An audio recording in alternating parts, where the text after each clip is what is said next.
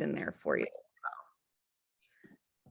All right, so it takes just a second to get us connected to Facebook. It's such a great piece of technology. It just takes a minute.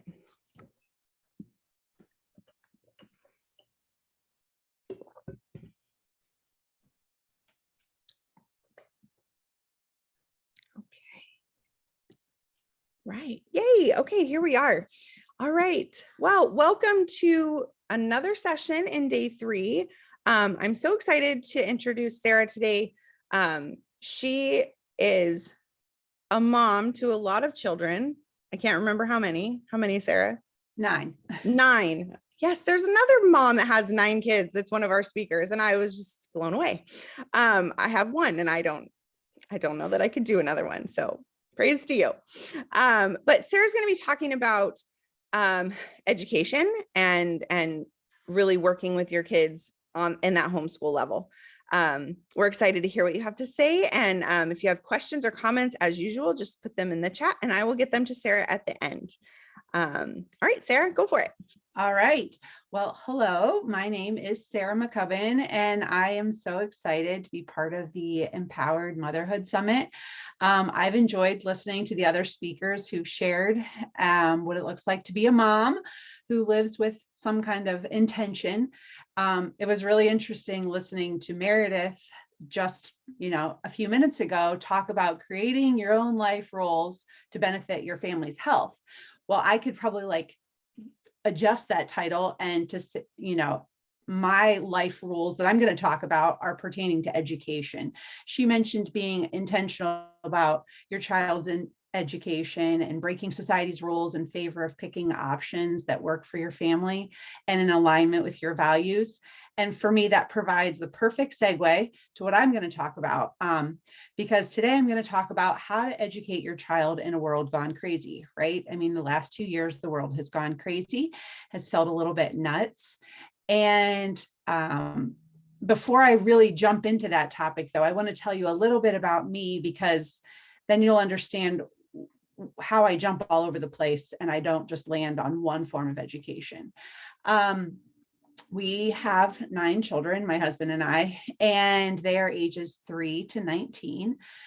We were foster parents for 8 years and adopted 3 of our kids during that time.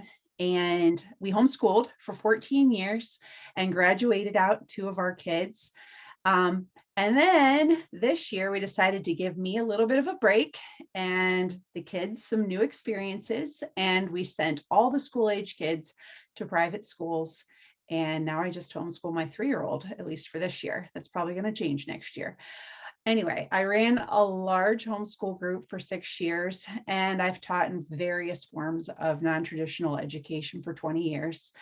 And I'm a huge advocate for moms when it comes to education, because I believe that the education you choose for your family has to be good for the kids, but it has to be good for the parents too, especially the moms. Because if you've picked something good for your kids, but you're burning out, it's not good, right? At the same time, if you pick something good for the parents, but your kids are miserable, it's not good. So I'm a huge advocate that there has to be balance in whatever we choose. I have learned that because I did burn out. My own personal education was a real mix. As a child, I went to public school, I was homeschooled, I went to private school. I went to 2 universities. One was public, one was private, and I studied at Oxford University in England. And so I've had this real smorgasbord. And then what I've realized, here's my big aha, in case you're wondering, is there's nothing perfect. Not one kind of education is perfect. And we as parents get the opportunity to kind of pick and choose from the opportunities that are out there. And I just love it when we get the right thing, when it's perfect and our kids come alive. Like there's just nothing like it when learning really resonates with a child and they light up. So here we go. We're going to talk about how to educate our kids in this crazy world. Now, take a step back to when you found out you were pregnant, right? Or from the time you knew you were having this baby, you paid attention, right? you might have been a little obsessed. You cared about this baby before you knew them, before you had a name, before you know if it was a boy or a girl, right? And then when they were born, you probably cared about the food they ate and the emotional energy around them and their unique preferences, and you monitored their sleep and all these different things. Even if your child was adopted, you cared about these details about them before you even met them, right? So I want you to really rest as we go through this in the fact that you are an expert, right? Expert in your child and in their education. Whether your kid has gone to school yet or not, you are an expert. The dictionary defines an expert as a person who has a comprehensive and authoritative knowledge of a skill in a particular area. Now, that does not mean that an expert knows everything. Again, COVID has taught us a lot about experts who don't know everything and are far from perfect. So yes, we can give ourselves a pass. We don't need to be perfect, but you have the most authoritative knowledge on your child and you are an expert. Never doubt that. Now, in our culture, moms are often, we don't often realize that we have as much authority as we do, right? Because we're told to defer to the true experts, the ones with letters after their name, the ones with an education degree or a medical degree or a psychology degree. Those are the experts, not us. But the reality is, no, you are the expert. You have more knowledge of your child, and the only letters you need after your name are M-O-M or D-A-D, right? You're the expert. Now, over the last few years, families have found themselves scrambling over their kids' schooling, and many have decided to reevaluate their educational choices. I mean, I certainly did during that time. We pulled our kids out of different programs, moved things around. And as we talk about how to educate your child in this world going crazy, we're going to talk about 5 main overarching points. The first is developing confidence in yourself as a mom. Second, how to form a philosophy of education. 3, how to implement that philosophy. How to find unity with your spouse if you're married. And number 5, how to deal with people who disagree with what you're doing, because they will. All right, so here we go. The first one, developing confidence in yourself. Now, as you educate your child, if we're talking homeschooling, or think about their education, like if you want to choose public or private, you can and should step forth with confidence. We've already talked about how you're an expert. And as an expert, you don't need to know everything. Your job as the parent here, as the expert, is simply to know your child the best.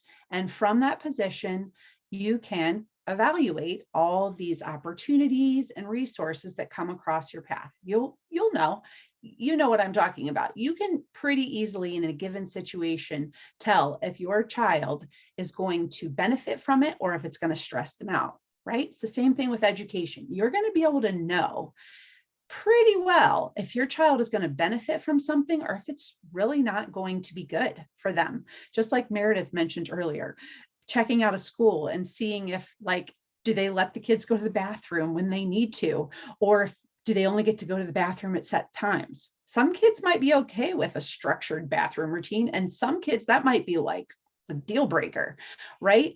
So knowing your child, you're going to be able to move forth confidently. Just know that. Now, the reason I mention this is most of my friends are moms, and here's what often happens, right? All these moms are together, we talk about everything, right? We talk about like hospital birth versus home birth, or cloth diapering versus, disposable diapers, or should your kids have screen time, or no, screen time is terrible. On and on it goes, right? We talk about everything. And in the midst of that, a mom will say to the other one, do you think it's okay if I fill in the blank, right? We're having this difference of opinion, and a mom will say, is it okay if I do this? Right? She's looking for affirmation. She's looking for someone to agree with her. So a lot of us speak from a place of doubt. It's okay to ask for opinions, but then we're not quite sure if we can take a step if somebody doesn't agree with us. And I'm here to tell you, you don't need me or anybody else to agree with you when you make a decision for your child's education, right? You are completely able to do this without anybody agreeing with you, even if you choose something that like everybody says is crazy. Okay. So I like to say parenting is like math. I like a real solid analogy. All right. So with math, we can add and subtract, right? And I like to think about what experiences and education do I need to add together to get the results I want for my child? Or if there's a negative behavior happening, what do I need to subtract from their life that is contributing to that negative behavior? As a parent, you may say things that need to be added and others might not agree. You may think that something needs subtracted and others may not agree. And that is okay, right? You are the expert. If you are confident, if you are constantly depending on the affirmation of others and how you parent, you are setting yourself up for constant disapproval, right? Because it's literally impossible to make everyone happy. And we would make ourselves crazy if we tried, right? Because we would just have to change course all the time. It's not possible. So we don't even need to live for that affirmation because we are the experts. Okay, now this is my example from my life. I have 9 kids, but when my oldest was around, he was the only child and he was crazy. He when he was 2, he was the only grandchild, nobody else had kids, and he was hyper, hyper, hyper, and pretty destructive too. Like if he wasn't bouncing on the furniture, he was cracking eggs on the kitchen floor. He would run off. Like we lived in a neighborhood with lots of houses and lots of blind spots behind fences and other houses. And he would just like disappear. He would run off. One time he made it a block away in like 2 minutes. And the crossing guard had to stop him from crossing the second street. He'd already crossed one by himself and he was 2. And so obviously he was a wild child. And the family members all had plenty of advice about what we should do. My friends were like, my kid's never done that before.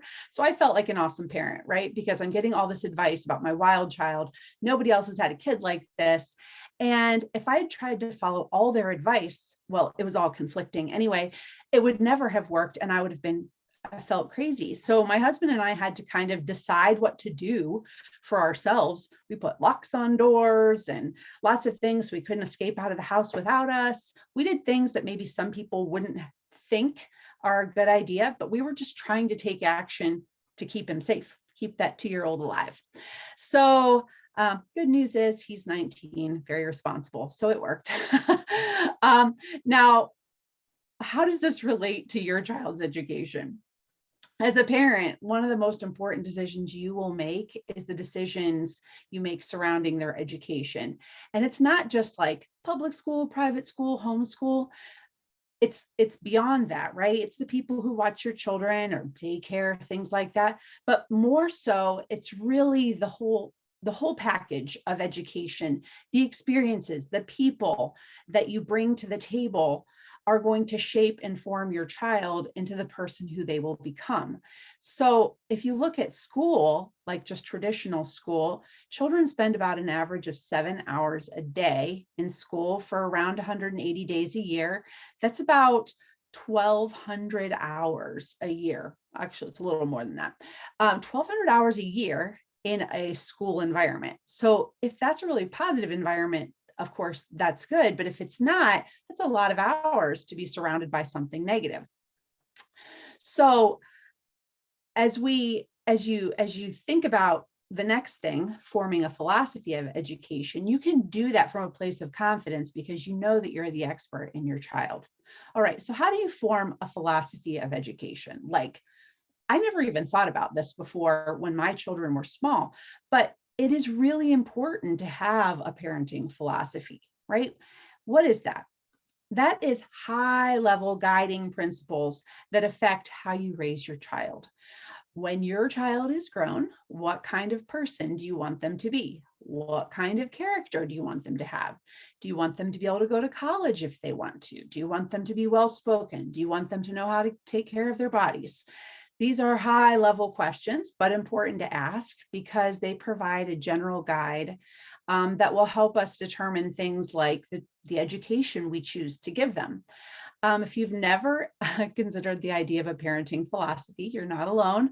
I don't think I did until my oldest was probably 10. I had like 7 kids at that point, and finally it was all starting to gel, and I came up with kind of a philosophy as we were moving forward. But up until that point, it was basically I literally did pray, like, dear Lord, please help me not mess up this child, right? Like, don't let me mess this up. And honestly, that alone, he's honored that prayer. I have not messed them up, and I am far, far from a perfect parent. Okay, so when we did eventually come up with a parenting philosophy, I would say our education philosophy was heavily based on our faith. Okay, so for us, our education philosophy, our primary goal, number one for us, is that our kids will grow up to love the Lord and be in a relationship with Him their whole lives. We want kids who are confident, who are well-spoken, who are hardworking, and who know who they are and aren't afraid to be who they're made to be, right? We want them to be leaders and to go out into the world confident, right? We want that for all of our kids. It's all 9 of them, and they are so different. I mean, we have kids with learning struggles, and we have some that are like off the charts the other direction, right? We've got the full spectrum of it at our house. Now, everyone is going to have a different parenting and education philosophy, right? Yours is going to be different than mine. My education philosophy is about the end goals I want it to achieve, right? And I said ours is heavily based in our faith. Others may have an educational philosophy that reflects a certain kind of learning, right? In the homeschool world, you will hear about classical education. So some people will form this whole method of their child's education based on the classical method. They want them to read certain books and learn Latin, right? That's really important. Other people might want something more nature-based, like in a Waldorfy sort of way. So some people will choose an educational philosophy that is closer to a method, and it's not necessarily based on the end goal, okay? Either way is fine, but you want an educational philosophy that reflects your goals for your child and your family. You can't borrow this from your friend, right? If you're swapping stories and you say to your friend, is it okay if I do this? Right? Like, that's not going to work. You can't take your friend's philosophy and implement it. Okay. Now, I did create an educational philosophy worksheet. It only asks, like, I think 5 questions. And I think Katrina dropped it in the Facebook group already. And you can sign up and download that if you want to use it as a starting place to think about your child's education. On it, it asks questions like, what are your family values? Right? Maybe you've never thought about what are the things our family really values. In a year from now, what do I want my child to know or believe that they don't know now? Like, what do I want them to know in a year from now? What activities or education do I want to use with them so that they know this thing in a year? And there's a couple other questions on there too. But you start to think like, all right, what are these values? And of course, you don't have to do this based on just 1 year. You can go much further out. Like, who do I want them to be when they're an adult? But I like to start with like 1 year because it's much easier to implement activities based on what you want to see in a shorter period of time.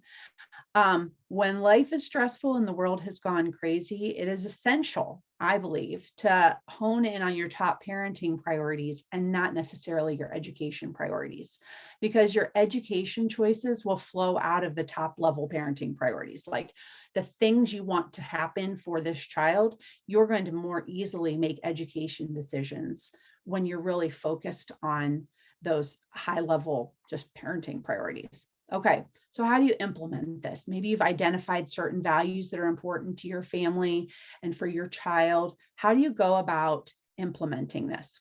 Well, here's an example from my family. One of our values that I shared earlier is that our children would all be leaders and that they would be able to step up into those positions. And I know, and you know, that in order to be a leader, you have to have pretty decent social skills. If you don't, you're going to alienate a lot of people. And, you know, if you can't go out and interact with people socially, like it's hard to get your message out there. So one of my sons, his name is Flynn, is very logic smart. The child, when he was 3, you could tell he was going to be an engineer. Like he just works in numbers and he's very sciencey. It's awesome. I affectionately call him my nerd. And he, you know, rolls his eyes at me like, yeah, thanks, Mom. But growing up, despite his book smarts, he had really no social skills. He was more than happy to just go off by himself and, you know, do his projects in his room. He would, you know, read books, you know, play video games, build things. And he's perfectly content to be by himself. In a house with 9 children, you know, maybe that was just a coping mechanism, but he would just go off and do his own thing. Well, that's fine. And he's very book smart and he was learning a lot.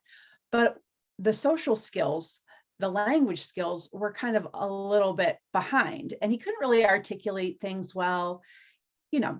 So anyway, as we were looking at him as a teenager, we're like, how can we build this up in him? And one of the things that we did for him, as we did for our other kids, is we wanted him to get a job. So there's a local McDonald's. It's like 5 minutes from our house. So we said, okay, get a job at McDonald's. He was 14.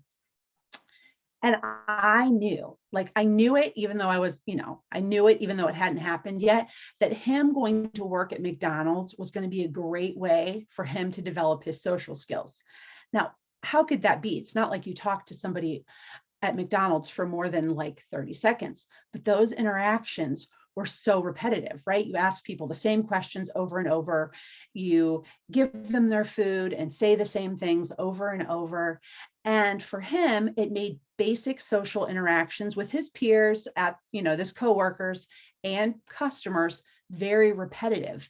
It kind of switched over in his brain into a part of his brain where he really didn't have to think about it anymore. And that carried out into life. He was much more peaceful, having social interactions with, you know, people in his life, because a lot of those skills became streamlined.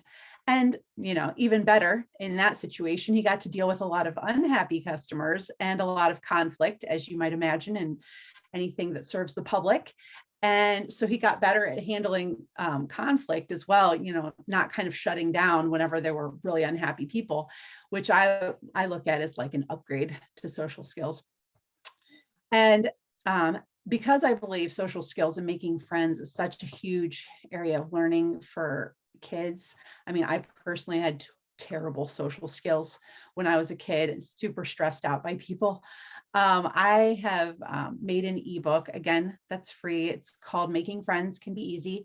That's designed to help you as a parent build up your child's social skills, whether they're homeschooled or whether they're in school. There's a lot of activities that you can do with your kids, a lot of things that you can talk through and practice that are going to help them improve their social skills. And Katrina should have posted that link as well. All right. One more example, this time where we had to take something away. I don't know about you, but sometimes my kids get too much screen time. And when that happens, the first place we start to see it really affect their life is their schoolwork. And then in their chores. Suddenly this homework's not getting done and the house is a mess and nobody wants to do what they're supposed to do and they're not listening and they have a bad attitude, right? This has happened a few times. And when that starts happening, the first place we tend to look at is screens. Who's playing too many video games? Who's on their phone too much? And so in that case, we might subtract, right? Before we added an experience to our son's life, now we're subtracting something from their life in order to get their behavior back in line and to help them refocus on what's really important. So as you start working on your educational philosophy, I think it's really important to look at the educational method you've chosen, right? Once you know your high level values, look at the educational methods you've already chosen and say, like, does this line up with my values? As I've written them down, does this method support my values? For example, let's say your child's in public school. Does your public school experience support your goals for this child? It may or it may not. Like, some schools are really fantastic and some are not. Or perhaps you look at homeschooling, and maybe you're homeschooling or you're thinking about it, and you would say, like, does this work for my family because it can be tailored to our values, or because it can be tailored to my child's interests? Or maybe you look at a local private school and you say, okay, this has a mix of the right values and the experiences or academics that we're looking for. Does this line up with what we want for our child based on our values? Okay. Now, if your current schooling option is out of alignment with your values, then that would be a really good time to say, like, hey, now we need to make a change, because we can't go down this path that's out of alignment with our values and expect that our kids are going to meet the goals we have for them, right? That doesn't just happen on accident, your kids meeting the goals that you have for them.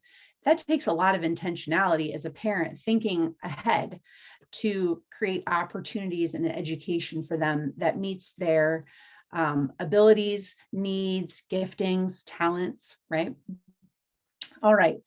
So now, once you've evaluated your educational philosophy and you've thought about how to implement it and you've evaluated your current situation, now the next step may or may not be a problem, but oftentimes spouses, if you're married, do not agree on what to do moving forward, right? You might say, like, hey, I'd love to homeschool our second grader because we could do all these fun nature activities, and we could, I could teach them to read and do their math, and we can do all this in just a couple of hours a day, and they can regain their childhood because they don't need to go to school for 7 hours a day, right? And ride the bus.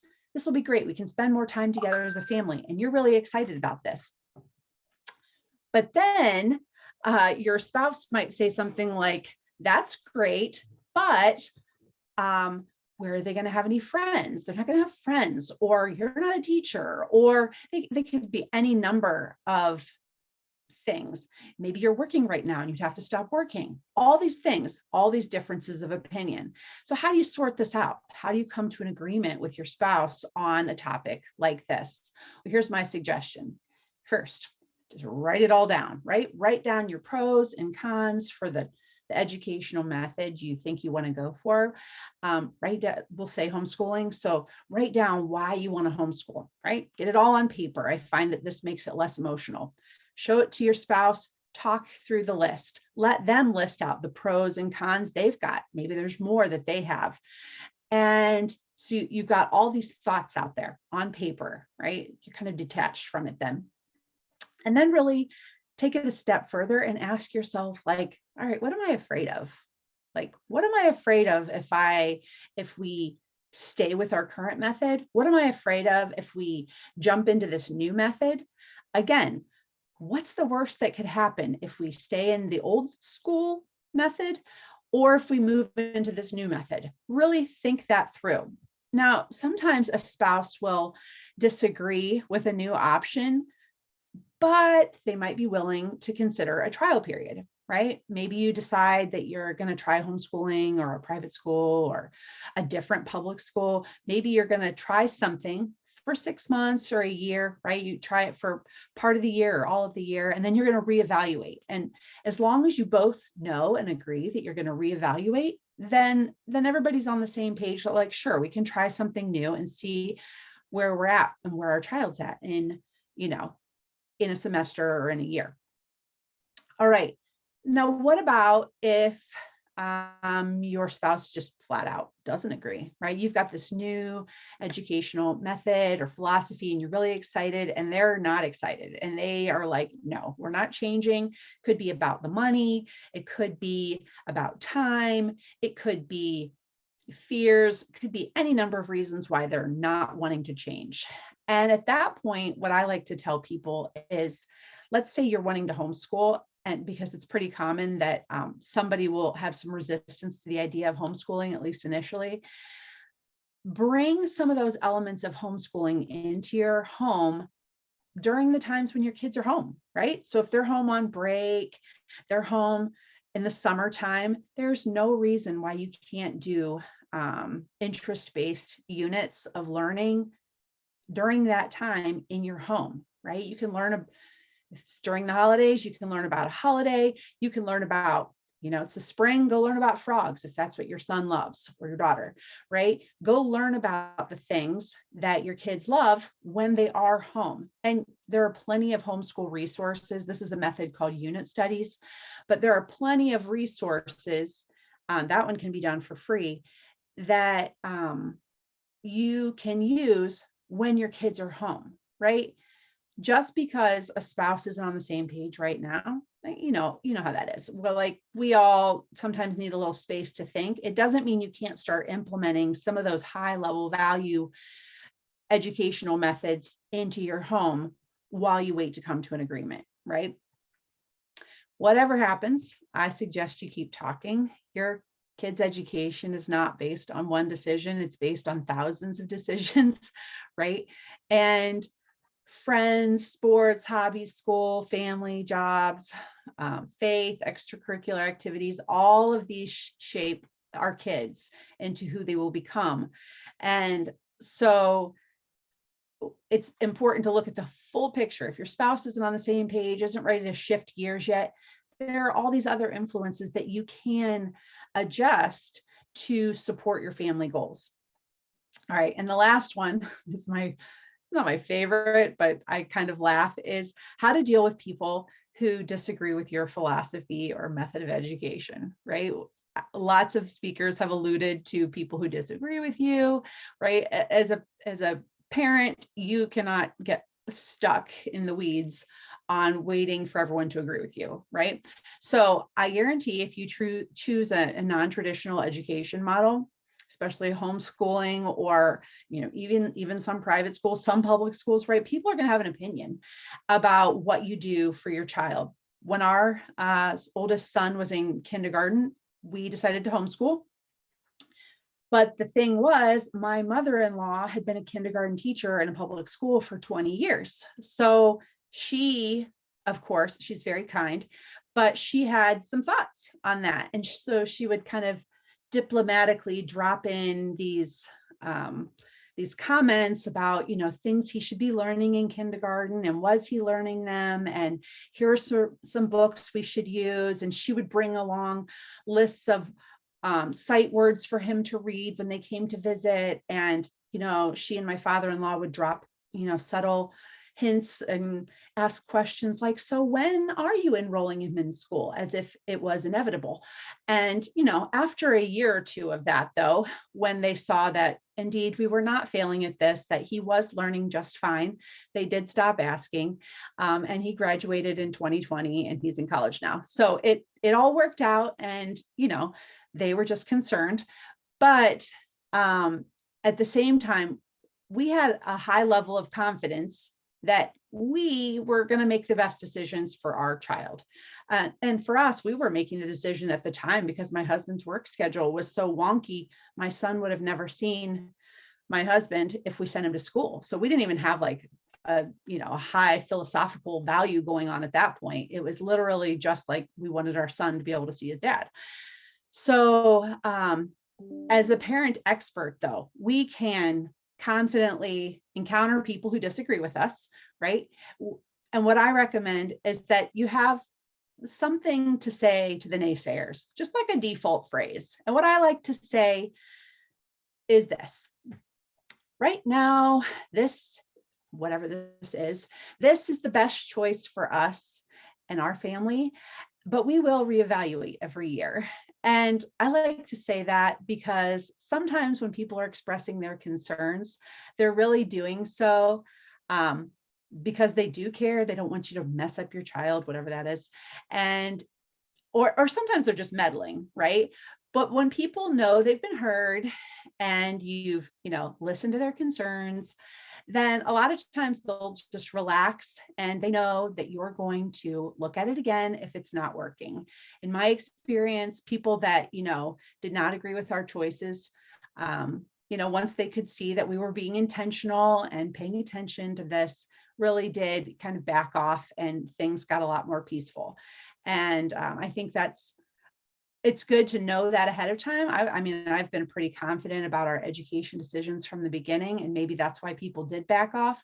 But I think if we're letting people give us too much, we're weighing their opinion too highly, then some people just keep talking, right? So just know that you're the expert and just, let them know that you've got this. All right. Well, the last thought I want to leave you with is this. As you look at your child and who they're becoming, know that you, as the parent, you as the mom, are enough. At times, it may feel like you're failing. I have definitely known that feeling, but that is a temporary, fleeting thought. Set it aside and have confidence that you're the expert who is best suited to provide an education for your child that's in alignment with your goals. Right? No one's better suited than you. Nobody can do a better job at this than you. Nobody's going to look harder, look at the options, look at the extracurriculars, look at your faith. Nobody is going to do that more than you, right? So just know that you are the best person and your child is lucky to have you looking out for them and their needs. And as you navigate your education journey, if you have questions or thoughts, feel free to reach out to me, send me a message. My website's 10minutemomentum.com. You can send me a message there. I'll reply. And I also offer parenting coaching on the topic of education. And I'm happy to offer a 30-minute session via Zoom if I can help you sort out your options. Bianca, thank you so much for inviting me to do this. This has been so fun. It's been a huge blessing to be here. If you have questions, feel free to drop them in the chat or send me a message and I will be happy to answer them there. Well, Sarah, that was amazing. I said earlier that I was an educator for a long time. And so, it in the public setting, I should say. And, I think the world has changed. And I appreciate the fact that you are talking about education in a very fluid way, right? Sometimes it's going to work one way, sometimes it's going to work a different way. Because for years, like I was all public education because that was what I knew and that's what I grew up with. And my mom was a teacher for 30 years. And, but being in it towards the end of my career, it was definitely, you could see that there was going to be a shift. And then of course, with all the last couple of years, things have shifted even more. But I appreciate the fact that you, like I said, you allow it to be fluid. It's not a hard and fast, right, we're only going to do this and that's it. Taking your kids' needs and their abilities into consideration, I think is what really is going to drive that decision as well. So, and you as a mom too. Yeah, for sure. Like, I never thought I was going to send my kids to school. Yeah. Until I did. It's, I mean, I think that I really appreciate the fact that it's fluid. Like, I just feel like a lot of times, myself included, it was either one way or the other, right? And I think that we have so many options now and we have so much more access to information and collaboration and all these things that we, when I was in school, we just didn't have that. It's different. So I appreciate that. I did add those links to the comments and I will also add them into the All Access Pass. So if anybody missed it, they can get it there. Lots of like hearts and thumbs up and things on the Facebook page, and cheering and clapping and all kinds of stuff. So we know we're hitting someone in there that really needed to hear that today. So we appreciate you so much for joining us and kind of enlightening us on the way of educating our children. And we're just so thankful that you were able to join us. Well, thank you, Katrina. It was really fun talking to you, and you're doing a great job. Appreciate Yay. it. All right. Thank you All so right, much. thanks.